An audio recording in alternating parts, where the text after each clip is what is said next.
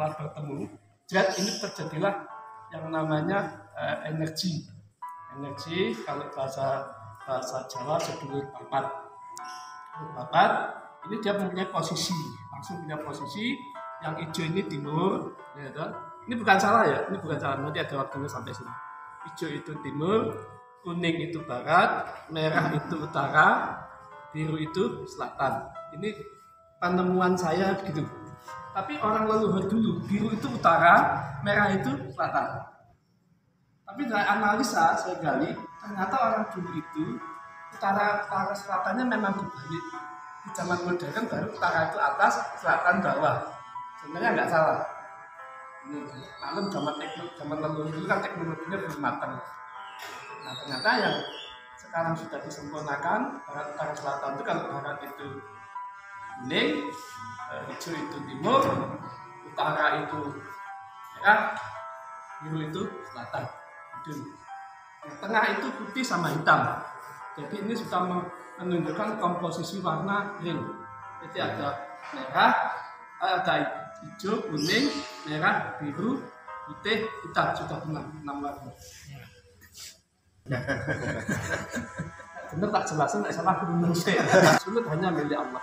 Jadi itu sesuai dengan kata manusia masing-masing. Cetes dalam janin nanti berproses, dia jadilah yang namanya kakang kawah hari-hari getih besar. Jadi ngopeni air mani dan telur berproses menjadi segumpal darah. Segumpal darah berproses lagi, berputar terus menjadi segumpal daging, berputar terus menjadi janin dan bayi. Terus Allah tiupkan tuh, dikala usia 120 hari. Angkanya tetap di 12 pertama kali. Ingat 12 itu mestinya luar biasa. Nanti ada saya kaitkan dengan hari ibu pertiwi. Nah, ini adalah proses ibu pertiwi, langsung nyambung ya. Terus Allah turunkan semua sejati atau jiwa, gantung. Jiwa ini suci, ruh itu suci, masih di dalam tabungan. Terus berproses, dulu papa tadi ngasih antisari makanan dan segala macam, dia berkembang sampai 9 bulan siap lahir. Kakang kala jelma menjadi banyu ketuban, air ketuban, menghantarkan, buka jalan dia. Kan kalau nggak ada air ketuban manusia sulit lahir. Bagaimana operasi? Beda cerita. Ini paling beda ya. Operasi kan ada. Ini yang lain real aja. Operasi itu teknologi. Nah, setelah lahir terus didorong sama si darah. Dorong. Kakang kala ada didorong, lalu getih besar itu keluar, terus keluar. Nah, setelah keluar si kakang kala ini goib lagi, berubah, menjelma lagi. Sudah berubah wujud, sudah berubah ganti wujud. Jadi sudah tidak lahirnya adalah kakang kala, tapi goibnya sudah sosok, sudah ada sosok. Darah ini sedulur Pak. Nah, mereka tugasnya adalah mengawal kita, membimbing kita untuk ngasih pelajaran kehidupan, baik itu duniawi maupun spiritual. Tapi karena manusia lain pojok lali, tidak terhubung dengan sedulur papat tadi mengkenjal. Nah, sedulur papat itu ya iso dadi cahaya, ya iso dadi buta, ya iso dadi cahaya ketuhanan, dia berevolusi di situ. Itu cara Jawa serta Indonesia kan. Anu ya, tapi tak kaya. Itu evolusi, menjelma bahasanya. Tapi sebenarnya prosesnya evolusi, bukan langsung Pak Uni itu kan. Ada proses evolusi. Jadi semua itu evolusi, ya, evolusi. Jadi nggak sepanjang-panjang kotor. Sepanjang-panjang kotor kan beda cerita. Manusia lupa, sehingga dia dominasi hawa nafsu. Nah, hawa nafsu dulu papa tadi yang hawa nafsu tadi berubah jadi buta, jadi karakter jadi buta. Jadi buta, nah ini orang Jawa dulu kan nggak bisa nulis, para leluhur kita dulu. Kalau jadi buta, aja kudu dijoglo, kayak apa tuh? Itu cek, jadi kupolo. Kupolo itu jangan ini dulu, maksud kita tambah kacau nanti. Yang semua, semuanya dipakai di depan, itu ya di depan. Artinya supaya di dalam diri kita nggak ada sifat itu. Nah, itu salah satu sifat jelek. Sifat positifnya nurani, kita selalu dibimbing oleh jalan kebaikan. Itu sebenarnya saudara kita sendiri yang itu. Terus ini kalau kita terus mendekatkan diri kepada Allah, ingat-ingat terus, ini akan berevolusi juga yang dulu papa tadi bisa berubah menjadi cahaya. Berubah cahaya. Nah, sebelum berubah jadi cahaya, sebelum papa tadi ya bisa membuat kita baik, bisa membuat kita jahat. Kalau kita niatnya jahat, dia berevolusi jadi jahat. Kalau niatnya baik, dia berevolusi menjadi baik. Bentuknya buta atau cahaya. Karena kita bajikan, makanya cahaya muncul. Ini berproses. Ini sebenarnya tahap kedua kalau saya lihat. Di level 2 ya. Di level 2, cahaya ini kalau bahasa orang Islam namanya makom. Nek orang Jawa, nah ini nyambung dari arus sedulur papat. Meninggal dari sedulur papat. Jadi diarahkan jalan-jalan kebaikan. Di atas ini ada lagi cahaya. Cahaya ini nanti yang level ketiga dinamakan cahaya dewata kalau misalnya. cahaya dewa. Dewa itu adalah nur, nur itu adalah cahaya. Bahasanya ini, bahasa nek mungkin ngarani dewa. Nek bahasa Indonesia cahaya, sinar. Nek bahasa Arab nur. Nah di sana ini yang An-Nur tadi ayat yang dibaca surat An-Nur 35 itu level 3. Jadi level 3, level 2, level 1 sama dasar itu nyambung satu arah, satu garis lurus. Karena orang Jawa bilang tali jagat nyambung. Kalau manusia sudah menemukan tali jagat nyambung ini, itu yang dinamakan sangkan parani dumati. Tahu jalannya kembali ke Tuhan. Nah, tahu jalannya kembali ke Tuhan. Nah, kalau orang Tuhan, otomatis kebajikan akan menjadi utama. Karena dia harus membersihkan hatinya dan bersifat welas asih. Nah, ini ajaran agung terkait kita juga. Nah, saya dari orang Islam, tapi saya menggali karena saya orang Jawa. Ada apa dengan menurut saya? Saya gali, saya cari. Kita ilmu tasawufnya, ilmu sufinya, ilmu hakikatnya, ternyata nyambung pada dasar-dasar. Nah, saya akan lebih paham karena saya dasarnya orang Jawa. Jadi paham. Hanya bahasa yang terkadang manusia itu kebentuk. Padahal hakikatnya sah. Ini masih banyak pengembangan warna-warna. Di level 3 ini nanti ada bintang. Cahaya bintang, cahaya bulan, cahaya tombak. Cahaya ini kalau di dalam ilmu Jawa kuno sampai dinamakan nawasana. Jadi sempurna manusia itu level 9. Jadi aslinya itu Towo. 4 kanan, 4 kiri, yang tengah itu asli. 9 ini ya satu ini ya 9. Nah, itu ilmunya tingkat tinggi, para wali, terus apa namanya? Kalau beliau Rasulullah ya sangat sempurna. Terus kawan cerita beliau sangat tinggi sekali. Terus kita di dalam ngomong Jawa sih. Nah, makanya nggak heran kalau para leluhur kita, raja-raja Jawa Mataram, kadang-kadang beliau ada di pasar, kadang-kadang beliau ada di Jakarta, atau ada yang bilang di luar negeri, ada waktunya sama. Itu karena memang keilmuan beliau lumayan baik, lumayan bagus. Kalau saya bilang sempurna, saya nggak berani. Kalau tidak mendekati sempurna. Kalau yang saya sempurna, baru pahamnya jika semua masuk masih sangat sempurna. Para leluhur tanah Jawa, khususan yang saya dalami raja-raja Mataram, itu sangat tinggi. Yang terdekat adalah HP8. HP8 itu sangat menguasai ini, luar biasa. HP9 juga luar biasa. Tapi HP8 itu luar biasa, dia menemukan proses kejadian sebelum ada manusia. Wayang kuno cerita, gue dicek. Saya sendiri dunia wayang nggak ngerti. Tapi saya sempat menyaksikan cerita wayang kuno yang ditayangan 200 tahun sekali. Ya, waktu itu Pak Namu ya kalau nggak salah Pak. Iya mungkin ya, tapi yang bawa ceritanya kan karena itu 200 tahun sekali. Itu akan ditayangkan lagi kemarin tahun 2017 atau 13 antara itu ditayangkan. Saya sempat nonton sampai tiap ada. Luar biasa, mendekatkan diri pada Allah luar biasa, ilmu kebajikannya luar biasa. Hakikat agama adalah kebajikan. Ya, kebajikan bersama itu sangat penting karena Rasulullah juga diturunkan untuk akhlakul. Berbagai macam warna ini kalau sinergi selaras maka menjadi satu keindahan. Itulah yang dinamakan seni. Hidup itu memang seni, termasuk makom juga seni. Ini cikal bakal karakter manusia. Kalau kuning itu mengarah ke kemuliaan, kalau hijau mengarah ke kesuburan, kalau merah mengarah ke kekuatan, semangat, gairah. Kalau hitam adalah kekuatan murni, kalau biru adalah istilahnya itu tempat tertinggi, ahli sufa. Jadi warna ini membawa nama, membawa maksud, membawa karakter.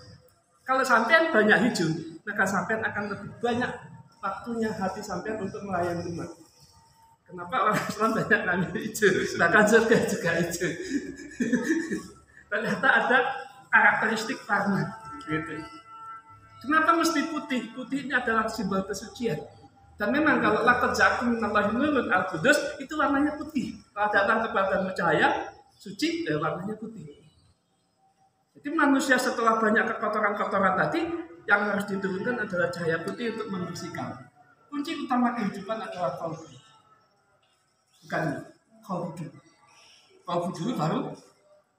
Sepintar-pintar manusia kalau qalbunya gelap, maka salah akhlaknya.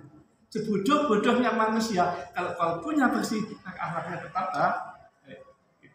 Saya yang lupa bagaimana proses pembersihan qalbu. Tapi bagaimana proses mencerdaskan otak sudah seluruh dunia. Tapi bagaimana proses mencerdaskan kalbu?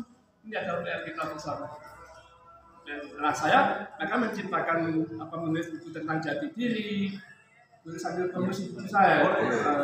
Dari perjalanan saya, pengalaman saya, dan saya meyakini itu dari beberapa buku yang saya dapat, informasi dari guru saya. Awal penciptaan Allah menciptakan alam semesta itu pertama adalah titik hitam. Titik hitam.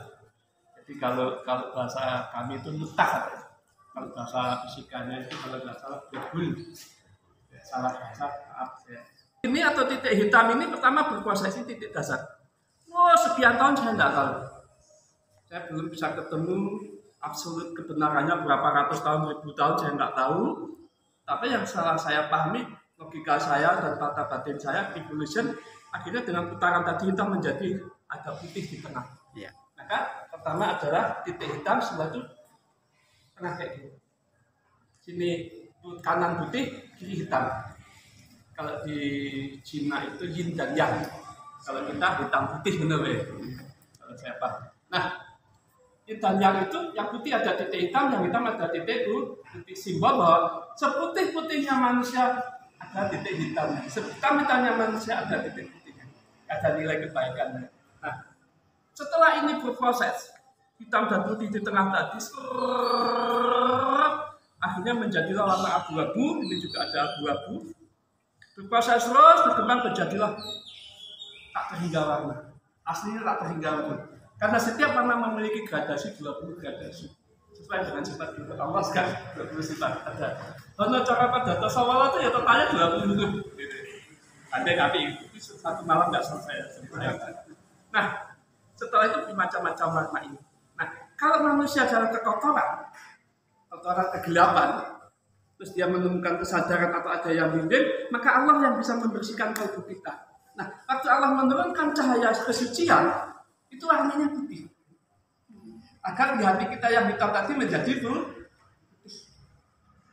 Kalau warna putih otomatis membawa karakter kebaikan, membawa karakter kebajikan. Hitam itu pun ada dua, hitam pekat sama hitam asap. Beda. Kalau hitam asap adalah kegelapan, kalau hitam pekat adalah kesejatian. Ini kalau cara jalannya begitu. Nah, kalau Allah menurunkan rahmatan, maka cahayanya itu warnanya hijau. Nah, sehingga kalau orang punya karakter warna hijau, putih dan hijau, dia menerangi orang lain, menolong orang lain, membantu orang lain, kepadang orang Jawa, kepadang sama orang lain itu tulus gitu, ikhlas. Tidak ada embel-embel, artinya aku kudu sakmene, kudu bayar aku tidak ada. Jadi memang dia ikhlas menolong orang lain, menerangi orang lain. Tapi kalau lain ini ya harus punya angka, jadi didominasi lah dari tahu. Jadi hijaunya nggak campur putih, tapi hijaunya campur di tahu. Jadi karakter kita itu berawal dari cahaya. Begitulah. Namanya merah, nafsu amarah di sini saya kupas. Cara mudah menemukan, cara mudah mengenal dan menemukan jati. Kalau hijau adalah bentuk rahmatan. Kalau kuning ini kemuliaan. Jadi kalau orang itu punya nama baik, kayak Gusti ini nama baik, melayani umat, cerminan kuning itu, itu enggak orang orang penderitaan, orang gelap. Kalau itu munculnya sampai yang paling bagus orang pagi, atau gitu, nanti Gusti ini nanti aja. Merah warna semangat, tapi kalau lepas kendali menjadi ego dan sombong. Tapi kalau dicampur putih, dia akan menjadi lebih lembut. Semangat, tapi hatinya tetap lembut. Kayaknya saya gitu ya. Semangat kelas bener, tapi hatinya tetap lembut. Kalau saya ya enggak berani beda kelas jauh. Kelas kita tuh paling hanya rahmatan kasih sayang terhadap keluarga, kasih sayang terhadap teman-teman gitu. Kalau Rasul lahir badan alami seluruh alam semesta. Itu luar biasa. Kalau kasih buka itu ya luas sekali. Nggak cukup, tak belanja cukup. Itu tahun nanti. Untuk kita lebih mendominankan mana? Kenapa paling puncak kuning dari sisi warna? Kuning adalah air. Jadi kalau Allah menurunkan cahaya al-karim laqad za'akum minallahi nurun, maka dia punya warnanya.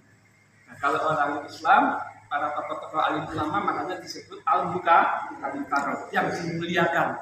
Simbol kuning adalah simbol kemuliaan. Makanya warna emas itu juga mulia.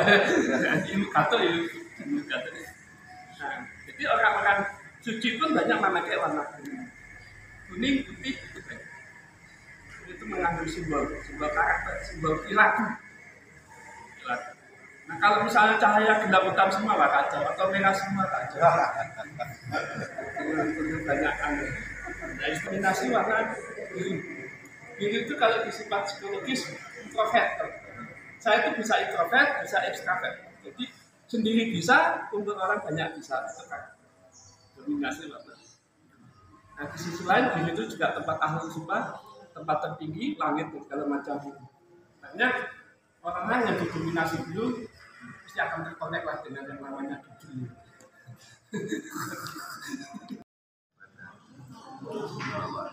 Kalau kita bisa visi atau bisa membawa satu angan-angan atau harapan,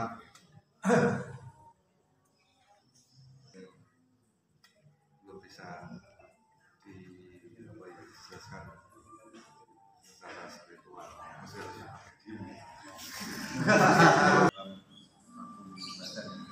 Sudah terbuka ya. Contohnya hijau ya. Salam dan jamin. Tapi kalau memang nanti saya terjemahkan itu, memang menurut saya nanti Cetakan Pak. Nanti saya yang menjelaskan lagi. Tidak apa-apa, boleh dari sudut Tapi pandang. kita tunggu dulu proses selesai gitu. Jadi nanti takut kita sini atau berubah. Nah, jadi kalau ini kan sudah tahu tadi ya.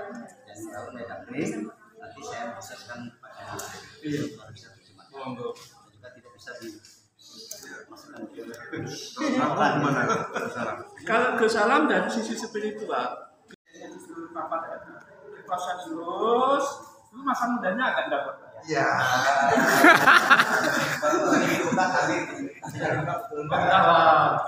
Itu hal yang umum dapat. Saya bahkan pendapat. Kalau ini baru dapat saya sependapat. Tak tambah ya.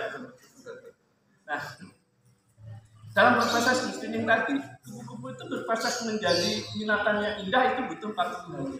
Kenapa sih selalu ada tirakat 40 hari, ada puasa 40 hari, ada segala macam 40 hari?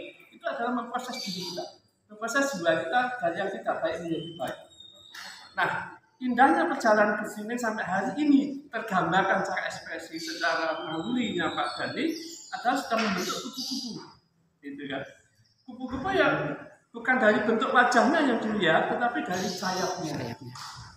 Kalau bentuk wajahnya kita harus ini pesannya ini bagus kayaknya. Dominannya kuning, ada matahari terbit, ada matahari tenggelam. Gitu. Jadi serangan-serangan yang orang nggak suka juga ada. Matahari tenggelam itu adalah munculnya Rahwana kegelapan. Pokoknya Ramadan taat aman, Ramadan nggak taat bro.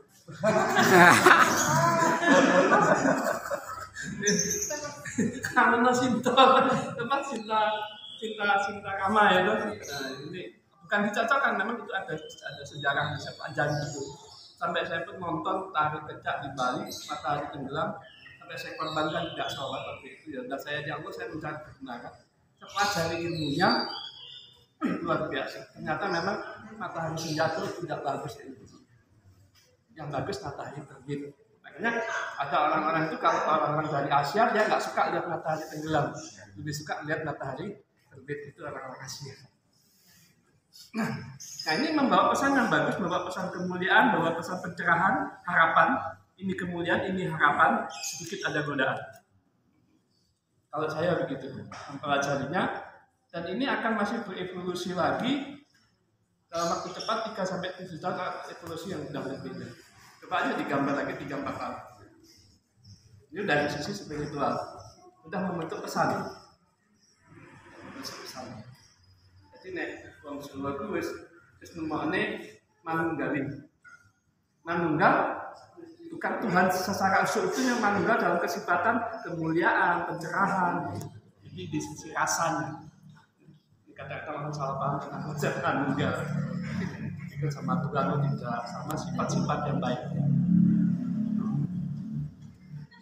Iya, Garuda itu kayak Garuda Wisnu.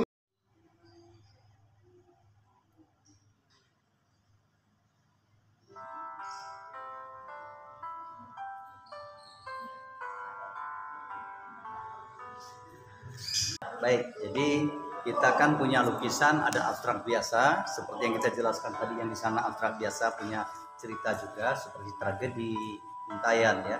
Tapi memang waktu tanggal 22 Desember, memperingati Hari Ibu, dan juga Ibu Pertiwi dan leluhur, kita melukis RM Kuku Hertriansning ya, Gustianing gitu ya. Jadi kita gambarkan ingin melukis ini dengan kekuatan surat An-Nur 35 dan juga budaya surat 45 pancer ya. Nah, terus kita menyediakan 5 warna, merah, kuning, hitam, putih, biru, hijau ya. Jadi kita melukis ini berdasarkan dari warna dan doa kita juga kan. Waktu dari awal kita juga ada yang membacakan ayat suci surat An-Nur 35 kan. Nah, jadi ini dia berproses. Jadi ada di sini merah, ada kuning segala macamnya. Dengan ada proses, sebab semua itu harus pakai proses. Nah, proses itulah membentuk, ada berbentuk seseorang, bentuk seperti ada kuku gitu ya. Terus ada berbentuk cahaya terang ya, seperti di sini di lautan. Nah, sekilas kita melihat di sini bahwa sosok beliau ini adalah sosok orang yang senang dengan rakyat kecil, mengayomi gitu ya. Melihat ke bawah itu arti kata dia seorang yang bawah, tetapi dia dihadapkan dalam satu tantangan ya. Jadi suatu gambaran ke depan bagaimana supaya sebuah alam ini, masyarakat ini, dan juga kebudayaan ini bisa berkembang.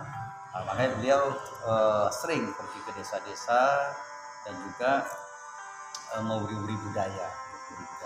Salah satunya yang bersama dengan kita itu adalah tayub ya, nama suluk gitu ya. Jadi di sini sering ditampilkan, dia sediakan tempatnya, dan kebetulan kita ini bergabung dalam arti kata melukis ini tentang pribadi dia. Ya kita nggak tahu persis dulu bagaimana, tapi kita hanya berbicara di atas kanvas dengan warna-warna ini.